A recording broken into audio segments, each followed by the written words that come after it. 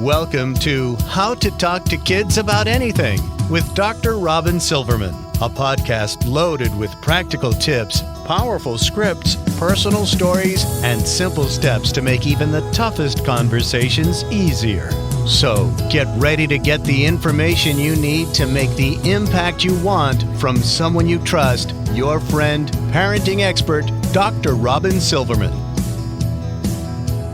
Hello and welcome to How to Talk to Kids About Anything, where we give you the tips, scripts, stories, and steps to make even the toughest conversations easier.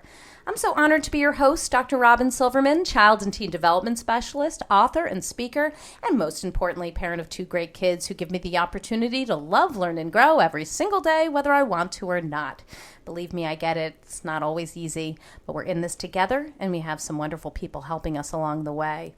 Now, parenting young children can be tough. They can get overloaded, stuck, frustrated, and as we've talked about before, they need our help when their limbic systems and their limbic brains are on meltdown. So, what can you say, think, and do to help your children manage their big feelings and learn to do as you ask? Today, we're talking a second time with pediatric psychologist Dr. Lynne Kenney about how to handle the tantrums, the I won'ts and the I can'ts, to help you parent with more collaboration, peace, and calm in your family.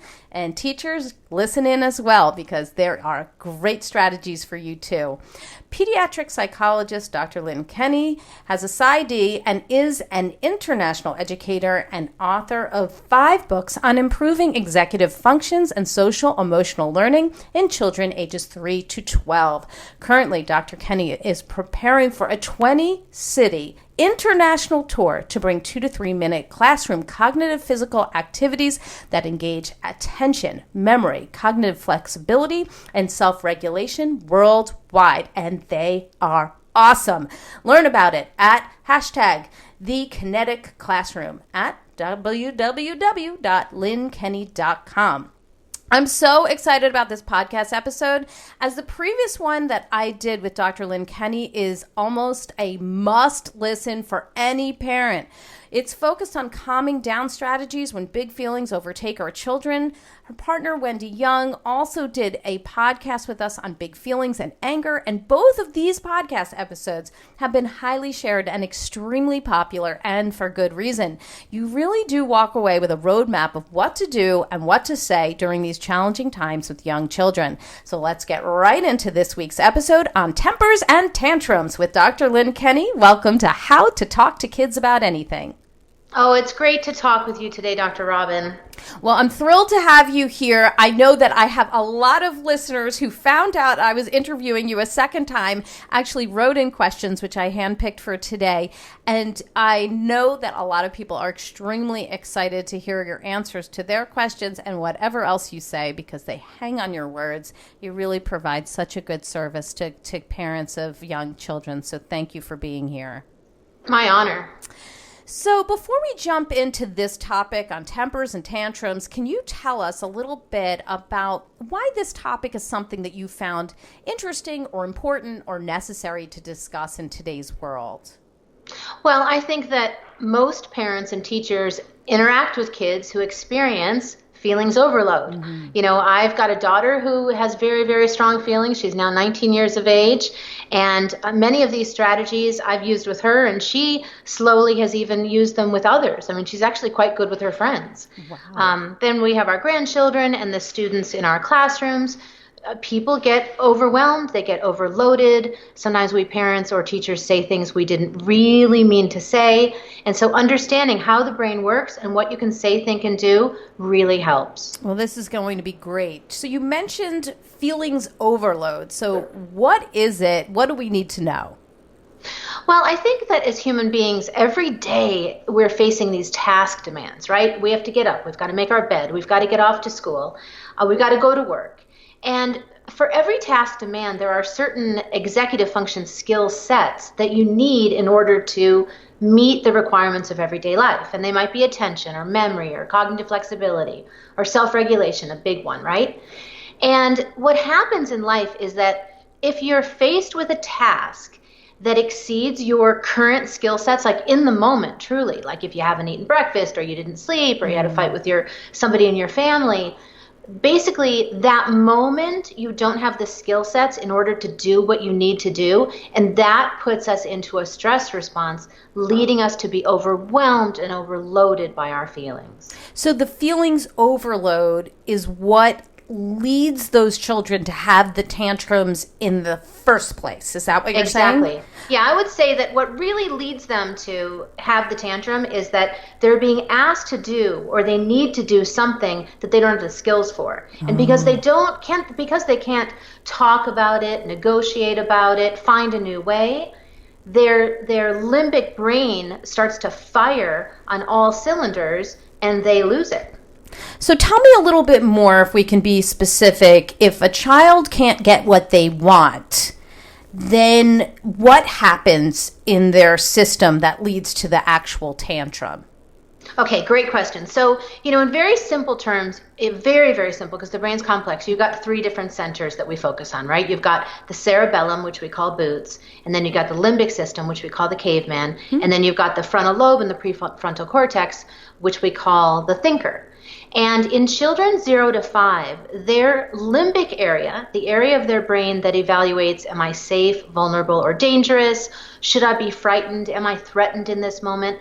That area of the brain responds more because the frontal centers, the prefrontal cortex specifically in the frontal lobes, is still developing for a long time, like till you're 25 and maybe beyond. So you tend to get these big feeling and emotional responses when the task demands are too big, because the kid doesn't have the cognitive skills to calm themselves down or manage themselves in the moment. That's like technically what happens with the brain. Okay. So then I know that this is a question that a lot of parents have been directing to us, and again, knowing that you were going to be on, why do children resist doing what we would believe as teachers and coaches and parents, simple things like getting in the car? Like, why are they resisting doing simple things like getting in the car or putting on their shoes or brushing their teeth or getting ready for school and doing what they're told by their parents? It's such a great, so I'm laughing because don't we all experience this? Yes. I mean, to us as adults, we think it's simple. You know why? Because we have the self-regulation tools often to calm ourselves down. We can breathe or call a friend or turn on some music. But most importantly, Robyn, we have the language to negotiate and persuade when we're not getting what we want. And these children don't have those language abilities. So even though getting into the car seems really simple, if they, as an example, want to finish the last piece of their French toast, or they run in and get their blankie, or, because what you're saying is new task demand, brain, you've got to shift neural networks. We're coming from our cozy, comfy home with our loving parents, and we're getting in the car and we're going to school. And so the child says, oh my gosh, change of circumstance, better prepare, need my lovey. But they don't have the language to tell you all those things. And that's just one example, right? So the brain, the limbic system says, oh my gosh, we're in a vulnerable situation. Oh my gosh, we're being threatened. And that's why they resist doing simple things. It's actually really complicated, isn't it? We think it's really simple, but for them, it's really not. Okay. So that's awesome.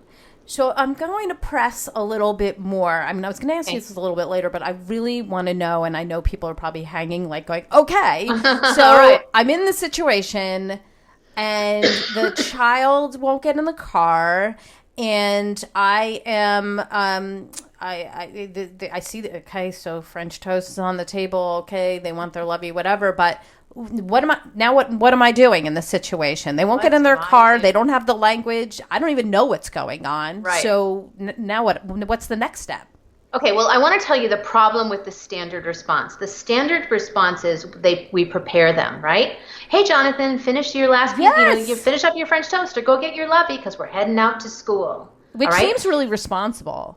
It does, but it doesn't say to the caveman, you can stay calm. You don't have to raise your club. This is not an emergency. We're going to be just fine in this change of circumstance. So what you as a parent, I'm going to be really specific.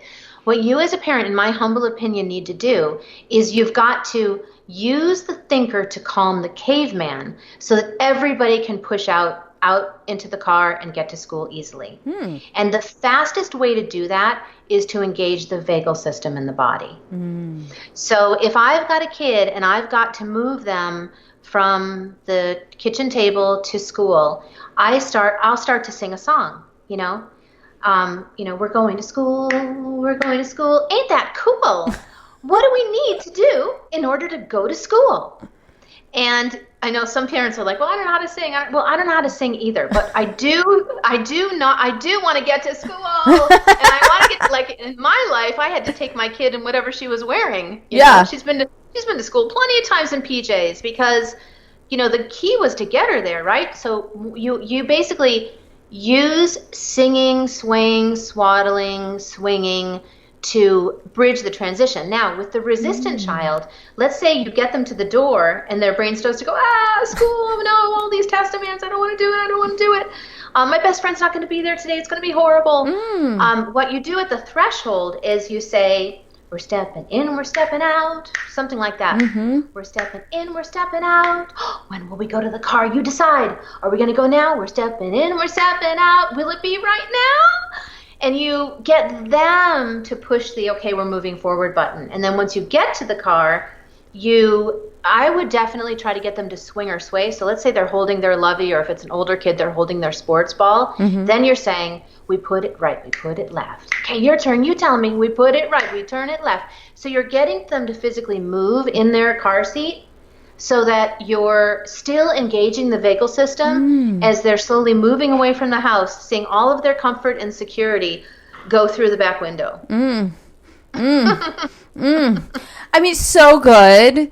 And it's like, I'm listening to what you're saying, and I'm sure other people are like, and when is she coming to my house or recording these songs? You can do this. You can do that. You just make it up and just put it song. I actually, on my Facebook page, I posted a she's I don't know where she is, a neuroscientist from Australia, talking about how important it is to sing to your children. I'm happy to share that with you, and it's gotten a lot of shares.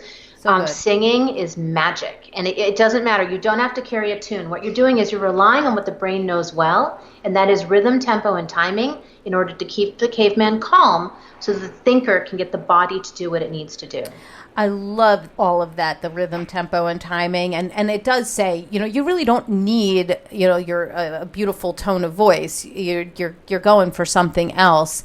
And, it can be more sort of poetic and rappy if you need it to be, I'm totally. Sure, right? Yeah. So I love all those things that you're saying, and I just want to put high beams on one of the things that you sort of said in passing, which is, you have to sort of let go a little bit, let go of your, of this idea that you need to do things in a very specific way that you've been doing all along, and kind of embrace some of these new strategies, even if they feel a little uncomfortable. And we have to remember that this is not giving in to a child. This is using applied neuroscience to get the child to grow a brain where they're going to be a pro-social, successful, confident human being. And if you don't want to sing, that's no challenge either. Just get out some pencils or drumsticks or drum on the table and just be ba ba ba, we're going to school. You don't have to sing, but singing, swaying, swaddling, and swinging is like actually in the literature. There's all sorts of vagal response literature, and there's all this entrainment literature. I won't make you go into it. Robyn, can I tell you quite honestly one thing I would have changed as a parent related to this? Please do. Please do. I feel like as a parent, I did a lot of this for my child, and I would have taught them how to do it for themselves. Ooh. So tell me more about that. Well, swaying specifically. So, if you just lean into your thighs or sway back and forth or even sway side to side, and I would let the child lead me. So I'd say, Jessica, we're heading off to school. Sometimes that makes my brain a little nervous. Will you hold my hands and sway with me? And I would let her be the teacher so that she's not always relying on me to do the vagal stimulation activities, that she when we get in the car, would kind of learn to rock side to side or sing a song. What tape would I like? Oh, let me think. What tape would I like to? And I think I'll sing, the Beatles today. So I would have done it less for her and taught her more to do it for herself by using me as the interim object. So she would teach me, and then she would learn how to do it for herself. Right, because the one who can teach it can really do it for themselves. Yeah. Okay, love that. That's really important. So if a child then refuses to get dressed, for example. Okay, we'll use a different one because now we did the car. So now they're refusing to get dressed or brush their teeth. How would you use your singing and swaying and swaddling and that sort of thing? Okay, so the swinging, swaying, swaddling is basically using the vagal response. Okay, so sometimes you can actually engage the thinker by asking questions. So I'll just show you a different strategy so it's not the same one. So, anytime a kid won't brush their teeth or won't take a shower or won't get dressed, the first question you've got to ask yourself, I think, isn't just why, but what's the barrier? I wouldn't say why. I'd say what's the barrier? And sometimes the barrier is a sensory issue. The child can't brush their teeth because it hurts, and then you got to work around that. Or they can't put their clothing on because you washed it and tied, and you should have used their Purex or whatever.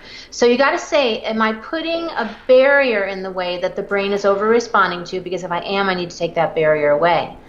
Now, if it's more, they don't have the cognitive flexibility to go from a preferred activity to a non-preferred activity. That's when you engage the thinker and kind of get creative. And I ask questions. I say, Jeremiah, what color shirt are you going to wear today? And he's like, well, I'm busy playing my Legos. I don't want to decide about my shirt. And I'm like, yeah, but your friends are waiting for school, and we're looking at the clock. We know that we've got to leave in about 6 minutes. So the first thing we could do is, do you want to choose your shirt or do you want to choose your pants?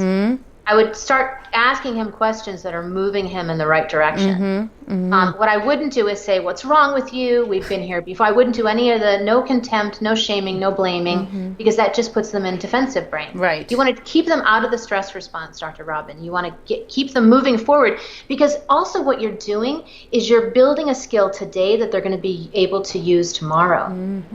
Now, and then you don't even have to coach too much about the shirt. You could say, oh, look, looks like you're on your way. Looks like you're not needing me. Okay, I got dishes to wash. Right? What's your plan? Well, you're going to come out. When do you want to come out and show me that you're fully dressed, and then we'll gather your soccer stuff and head out. So as soon as you can shift the responsibility, accountability, and agency to the kid, you do that. You know what I mean? You don't have to walk them through, well, now which socks are you going to get? Now which shoes? And then you're like, oh my God, I'm going to be late. I didn't even brush my own hair, and I got to go to work.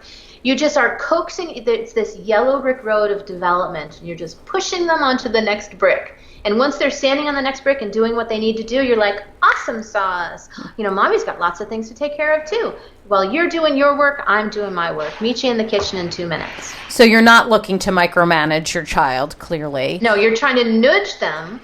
You're trying to nudge them into a new pro-social skill set with an executive function skill they either don't have or aren't using at the current time. So if your child is, let's say you've identified one of the barriers is they don't want to go upstairs by themselves. Let's say a pretty common one for young kids because they like company or they are nervous by, being by themselves, going upstairs to their room by themselves.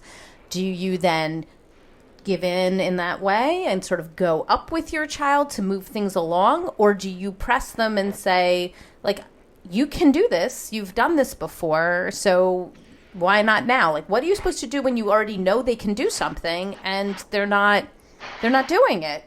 Well, you got to remember that every moment is different for a child. Like sometimes a child didn't eat well. Sometimes a child didn't sleep well. Sometimes they had a nightmare you don't know about. So you don't have to coddle them. Your job is to get them to incorporate these skills so that they can be successful functioning human beings. So what I say is, Rebecca, you've been upstairs before. What's in the way right now? And she goes, oh, I'm lonely, Mommy, and you were out of town and I didn't get to see you. And you're like, okay, so because you're 8, and I really think that 8-year-olds need to, like you, can do this, let's make a plan. You run up, you come down, and how do we show our love together? Something like that. Because you're right. You don't want them to backslide, and you don't want them doing everything for you. But if she's going to go into limbic overload, now I don't want to reinforce, and we don't. You don't want to reinforce a kid into a tantrum. Well, and so you got to come with me. But what you want to do is be asking yourself, what's the task demand? What's the behavioral expectation? Does she have the skills right now to do it? If she does, I'm going to coax her along and tell her what the benefit is of doing it and coming down. If she doesn't seem to have the skill set right now, then I'm going to facilitate it, but maybe I go to the top of the steps and I let her go into her room, grab her stuff, and then I run down the stairs with her and race with her.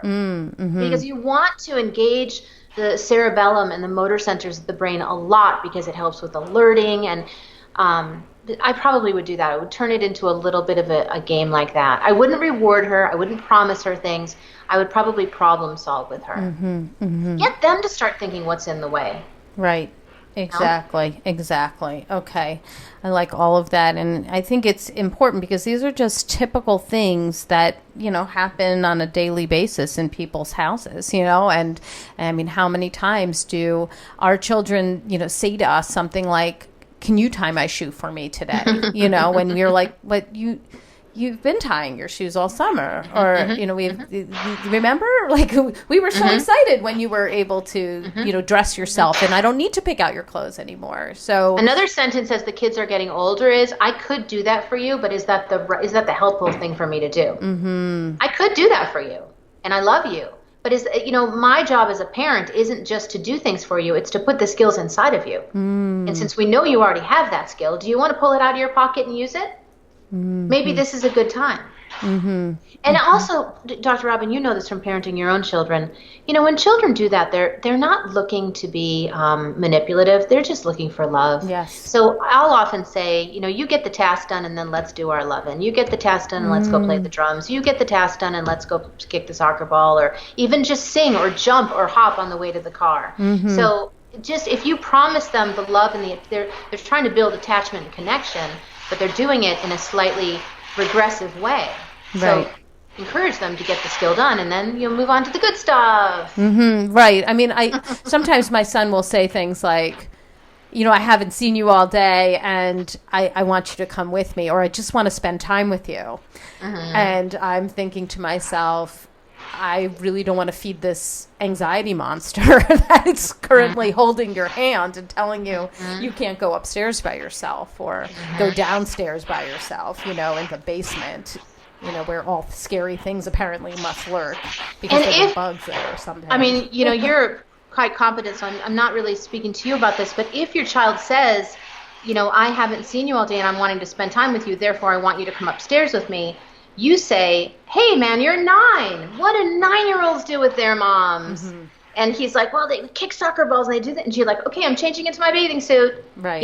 Meet you by the pool. Right. So you just kind of introduce to them, remind them without shaming. Right. You remind them that, we don't have to go backward in our skills in order for you to get love. We can keep moving forward. Right. Oh, so good. So good. I love that sentence you just said. I think that is so good. Thank you.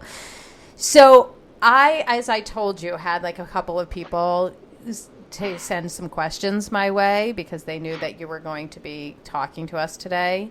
And we've already covered some of it, but I just need to ask you this very sort of specific question from one listener in California who said, we've been trying to give our son space during transition so he can process it and get to the we're leaving point on his own rather than pushing him over and over again. But there are times when we're late and he's gone right to the edge of the time set. And it doesn't help that, that the dad who's giving me this question is like, I have a thing about punctuality, which a lot of people do, and I have nothing against that. That's fine. But how do we handle those moments? Yelling doesn't help. He just digs in. I can't just pick him up and throw him in the car. So how do we handle those, you just need to do this now, moments better? And what do we do when we just don't have the time to be patient?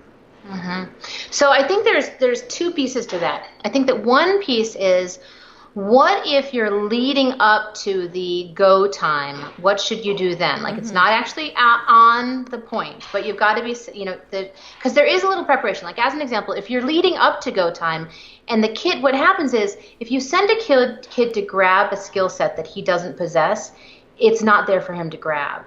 So if you're leading up to the time, then I would approach the child and say, the family's needing to go or I'm needing to go. We all have different needs, right? I'm needing to go. What are we going to need to do together in order to make that happen? We have a minute. Talk with me. Problem solve with me. What are we going to do together in order to make that happen? Because you want the kid to have agency. You want them to have accountability and responsibility. And he might say, I have no idea. I was trying, and I went to my yoga space, and I couldn't even yoga. I couldn't do it today, and that wasn't helping. He does that that's telling you, I couldn't pull up the skill set. You gave me space to pull it up, I didn't have space. And so now you come in and you say, okay, I'm here to help. We got to problem solve this because it's really time to go. The other time is when you just got to go. Yeah. You tried all the good love and stuff, and you've been a conscious parent, and you've been really calm, and you've been really loving, and it's not working. And then you just have to say, Jonathan, it's go time. Jonathan, it's go time. And we really worked together today to try to solve how we were going to do this easily for your brain. But now you need to be the best coach for your brain, and you got to tell your brain it's time to go. All right? So, and that's when I would say, in the past, wrapping yourself in the blanket in the car has helped. Or in the past, turning on the music has helped. How can we help your brain make the shift it needs to make so that your body can walk out this door? And then if I have to, I will swaddle. I have swaddled many children. I have rubbed children's feet. I've put socks on their feet. I would contain their body. When we swaddle them underneath their armpits so that they can breathe. There's never any challenge. But we might say, it's go time. You want to grab your green blanket, or am I going to snuggle you myself? And then it's go time. And they might cry, and our children, we all as human beings need to experience distress in life. But what we need to do, and I'm telling you things you already know, we need to experience distress in the company of somebody with whom we feel safe and loved. So then as you're holding them and they're screaming, you're saying to them, I know this is really hard. We tried other ways. Your brain feels really panicked right now. It's really frightened. You don't say all those words at one time. I hear you. I get it. I'm with you in these big feelings. We're sharing these big feelings together, but we're still going to function well. And it's important that in that moment that you're calm, you're not yelling, and it's hard. It's really, really hard because you're feeling like you're going to be late, and you feel like you've been through this before, and you're frustrated. But it's that time when you need to be the one who's calm, because that will help regulate their brains, and at the very least, let them know that you're there to help them, and you're not there to shame them or scold them. So at the very least, even if they're not calm in that moment, they know you are. Now, I will tell you, for your colleagues in California, there are times when the child unintentionally puts you in a double bind, and that is when they're really in the middle of the stress response. So that's where you're trying to problem solve with them, but they're beyond the ability to cognitively work through it. So you're like, Jonathan, it's go time. Is it going to be your green blanket, or is it going to be me? And they reject everything you say. Sure. You know that. So hey, that's not going to work, and I hate you, and I don't want to touch you, and I hate my green blanket. You can't take that personally. You've got to know that they crossed the threshold into a full stress response, and now you've just got to keep them moving. And it's hard because they're literally spewing out like a water fountain. In one of my books, I called it "They're raining on you" or "You're raining on them." They're raining out emotion, and you're picking it up. And all you want to do is leave them at home with the sitter and go to work. Exactly. Absolutely. You're so frustrated, but the amygdala gate has come down, and there is just no way that you are going to get through to them for another 20 minutes. at that point. It's like the dam opened. I'm going to have a new metaphor, because it is, if you've been in this situation, it's like the dam opened and you think you're going to drown too. Yes. And I remember, I know being in that situation where your child is starting to say, I hate you and you're the worst parent in the world. And you've tried for like so long at that point. And you're like, you're just so angry about somebody calling you names or saying these things to you that you're having these thoughts in your head of, yes, just leaving them there, just be like, forget it. I don't have to deal with this. I don't have to have an abusive person telling me they hate me and while I'm trying to be, loving. So I really get it, because of course it happens in all of our homes. Even with the amount of knowledge that comes our way, it still happens that our kids are going to say those things. And the idea of not taking it personally is challenging, but it is true, because it really isn't about you as the parent or the teacher in that moment. Yeah, it's about you transferring skills into that kid. Mm-hmm. And Dr. Robyn, you said something that really needs to be highlighted, and you said, helping for so long. We don't want to do this for hours. Mm-hmm. What I'm talking about is literally, the 5, 6, 7 to 10 minutes getting out the door or getting dressed, or we don't, if we're not successful in either engaging the thinker or engaging the vagal system or problem solving with the child or using creative engagement, if we're not successful, then we're going to circle back another time and keep layering on the moments of success.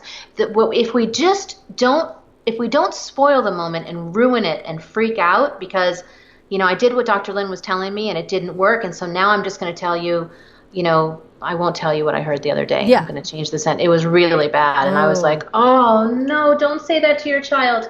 But say things like, oh, I was really trying to help your brain. You were really trying to help your brain. Okay, now I'm going to help your body. We're going to move on, Shall I put you on my feet and we're walking out? Shall I carry you? I'm going to have to choose. I'm trying to, work it out with you, but mommy's going to choose, because the good news is that I'm the parent and I'm the one who's here to help. Mm-hmm. So it always goes back to that. Mm-hmm. Mm-hmm. Just don't let yourself say things that you can't take back. Ooh, yes. And of course, exercise the apology if you did say something, because of course people are listening. They're like, oh no. I have that moment when I'm speaking where I'll be like talking about some kind of strategy and what to say or what not to say. And I see my audience all of a sudden like, and I'm like, okay, okay, but if you've done this, and they're like, and they all, of course, all laugh, I'm like, it's okay. We can do this. We can apologize. We can go back. We can say, I wish I did it differently. We could say, here's what I would have done differently. Here's what I would have said differently. Next time I will do this differently, because of course we're going to make mistakes, but that is normal. It is normal. It's normal to make these mistakes, and every parent has been in these situations, and hopefully you have some incredible parent friends or teacher friends where you can let it out and say, look at what happened this morning. I did all of these things and nothing worked. And, I had to bring a bowl of jelly essentially into my car, and it was really challenging. So, it's such an important things to exercise these different strategies. And I appreciate what you're saying about those. So another one of our listeners, it's sort of a very similar situation, but a little bit different, says she'd love to hear how to manage other children while dealing with the one who's stuck. Now, this is, this can be a teacher situation or a parent situation when you have multiple kids as a parent, or, you have a classroom where it might be happening. And this parent says, especially before school. So, of course, timing is everything. Well, it's back to school, so everyone's facing this right now. Right, everybody's facing this. I've got people who've already gone back to school at this point, and then I've got people who are going back next week. But so, especially before school, do I make everyone late over the stuck one, or do I somehow pause the stuck one, deliver the others to school, go back, with the stuck one. I guess maybe you have the one who is stuck in the car somehow and then bring them back and work with them. Like, how do you deal when you have other children waiting? Well, there's no one size fits all. That's the first thing to know. And I would say to a parent, usually in your heart, you know the answer, you know what's going to suit your family best. But what I usually don't leave the stuck one behind, because what I tell the children and the families with whom I worked, I say, we're a family together. And we all live our values together and we lift one another up. So I need the community to help me right now, the classroom community or the family community, to figure out how we're all going to do this successfully. And you do have to have kind of laid down a foundation of, we're a family, we're connected, we lift one another up, we have certain missions, etc. On my blog, I've got a post right now on the family mission statement, because when you lay this solid collaborative foundation, then these don't feel like crises as much. So I would then say everybody now has a role, okay? We have a stuck one, and we all have a role, so what's the plan here? And then somebody will say, well, I'll bring the sports equipment out. And then someone else says, well, I'll bring his scooter out. And then you all work. Now you're like in, you're the fire department. I like that. And you got to get the whole community working together. You can't have then somebody being jealous or angry.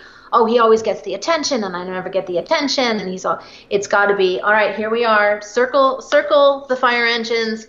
Everyone's got a job. And I personally would leave them behind, but every family is different and every circumstance is different and the degree of diagnosis is different. But for kids who have skill deficits, who need, better executive function skills, et cetera, I would say, all right, so, and then I would turn to him and I would go, okay, the cavalry came. Everyone's wearing their fireman hat. You've got your axe. Let's head out to the car. And then the other thing that I didn't add is that the car now becomes the womb. We can't forget that it's not like you left all the good in your house. Now you bring all of your goodness into the car, and now it's the nest or the womb or whatever. I liked calling it a nest. And, I had a sensory child, and when she would leave school, she literally would want to get in her car and just hit me because she was so frustrated and so overwhelmed. And so this was when she was really little, I would literally make a nest out of her car seat and bring it to school and say, okay, now I've got your blankie and I've got your thing, and I know you're overwhelmed and I know you just want to lash out, and I understand, but I want you to get like a birdie into your nest, and I'm going to wrap you up, and then we're going to figure this out together. So, most people would say, well, whatever, why would a kid be hitting you? Well, they're not hitting you because they want to. They're hitting you because they're lost and their sensory system is on complete overload.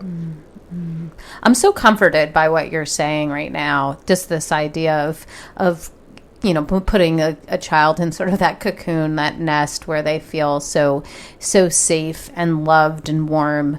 And I feel like it's really doable in a lot of different ways.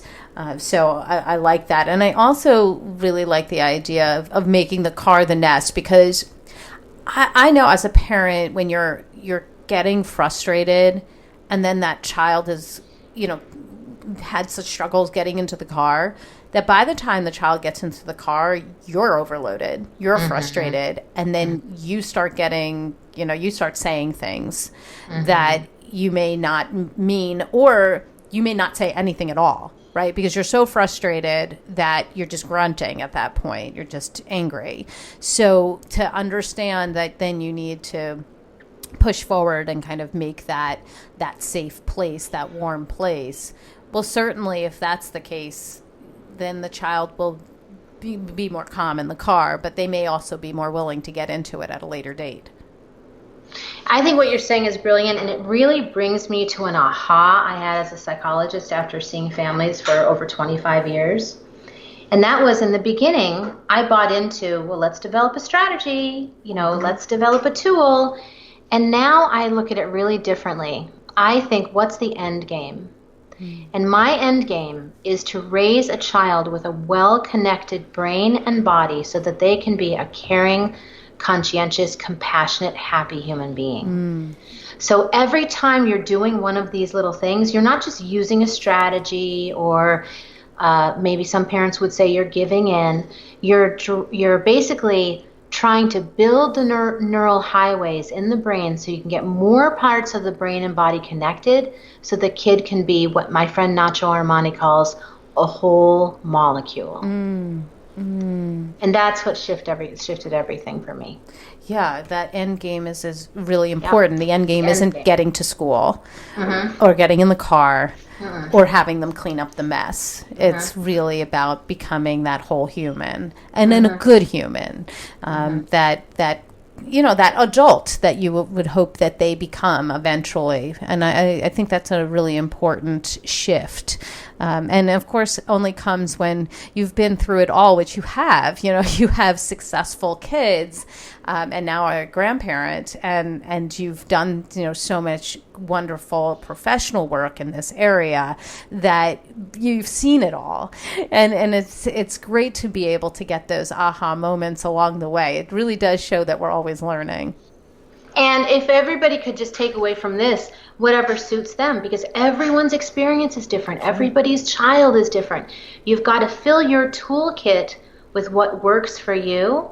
But you've got to just basically decide what kind of kids you want to raise, and that's always your true north. And if you're always heading toward your true north, then you're going in the right direction. It's never going to be a straight line, not with a complicated child or an anxious child or a fearful child or a sensory child. It won't be a straight line, but you'll slowly be doing this little circle, laying down neural highways in the brain until eventually you have this beautiful whole molecule. Love it. Okay, give us your top tip out of everything we've talked about, or we maybe even haven't mentioned. How is it that you would say the top tip related to tempers and tantrums? How do we help our child the most? I think the top tip is, beyond everything else, just promise yourself that you'll be there, you'll be present, and you'll try to remain calm. Because we used a lot of big words, limbic system, blah, blah, blah. You are the agent of change. And if you bring your whole self to the party and try to stay calm, slowly things will begin to fall into place. So important. We interviewed Dr. Dan Siegel recently, who wrote a book called Aware that's just coming out, and he talks a lot about just being aware of what you're paying attention to and in your own body, and I think that really connects with what you're saying right now, that we need to know that we are the agent, and that our children are not just looking towards us, but they're feeling us, right? They're feeling what we're feeling, and they know whether they need to be on alert. They know whether we're really frustrated with them, which is normal, and they know when it's okay to calm down, because we've got this just from watching you and really feeling you at the same time.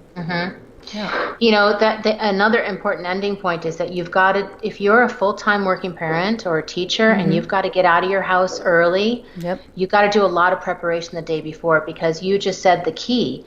They're picking up on your energy and you're feeling rushed, and so preparing the night before and taking care of you, and then preparing to be the parent in the morning to take care of them is also a really helpful kind of brain shift, a different way of looking at it that can take you out of damage control. Oh, I love that. Yeah, somebody said to me at one point that, you have to wake up early, not because of them, but because of you. If you want the extra time to have the hot cup of coffee, to be able to think. One of my really good friends says, she loves getting up early because it's her time, and she feels so much more calm and connected when she gets up early before everybody else. Even though, yes, in theory, would she love to sleep the extra half an hour? Yeah, she would. But it's even more important for her to do, as you said, to take care of herself. So I think that's a really important point. I feel kind of calm and hopeful and excited for the school year, given that, we could use these skill sets to help the children who are having more challenges and maybe feel calmer as parents and teachers. And I saw on Twitter, my favorite mantra right now is that I saw on Twitter, sometimes we look at the child and we say, what's wrong with you, instead of what happened to you. Or what's going on with you. And that's been what I've been taking. I'm meeting with people all around the world this year, and that's what I've been kind of taking as an opening at some of our talks. We need a whole fresh perspective. Absolutely. What an important thing to say, and what an important shift to go from, understanding or thinking to yourself that there's something that's going into this child's system or something going on in this child's world that can be affecting his behavior, instead of him choosing that behavior and that there's something, wrong, defective, that he's doing it on purpose. I think what you're saying is really important with there.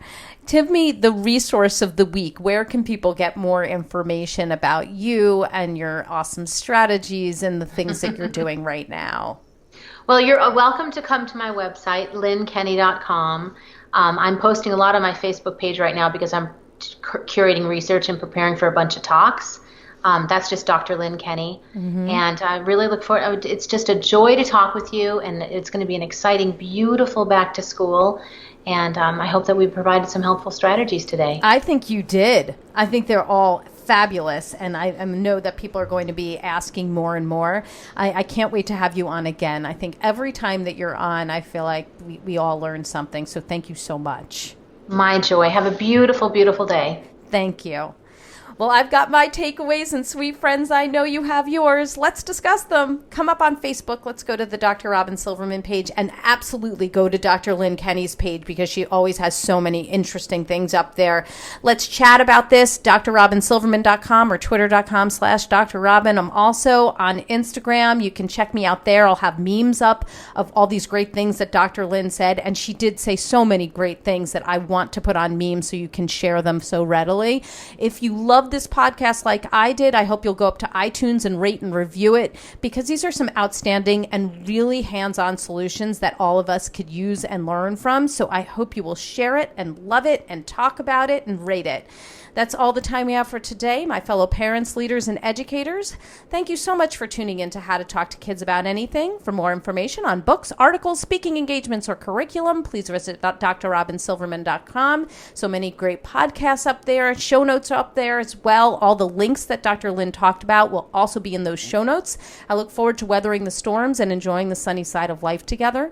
And please remember, even on the days when you fall short, I know you've got this. You're here. You're getting the information you need. I know it's not easy, but never forget there's always tomorrow. Parenting is the ultimate do-over. I'm right there with you. And as there are moments when we doubt our know-how, our choices, and our sweet sanity, please know that you are 10 times the parent you think you are. Until next time, this is Dr. Robyn Silverman with How to Talk to Kids About Anything. Please tune in again and keep connecting through conversation. See you next week. You've been listening to How to Talk to Kids About Anything with Dr. Robyn Silverman. For more information on books, articles, speaking engagements, or curriculum, please visit drrobynsilverman.com.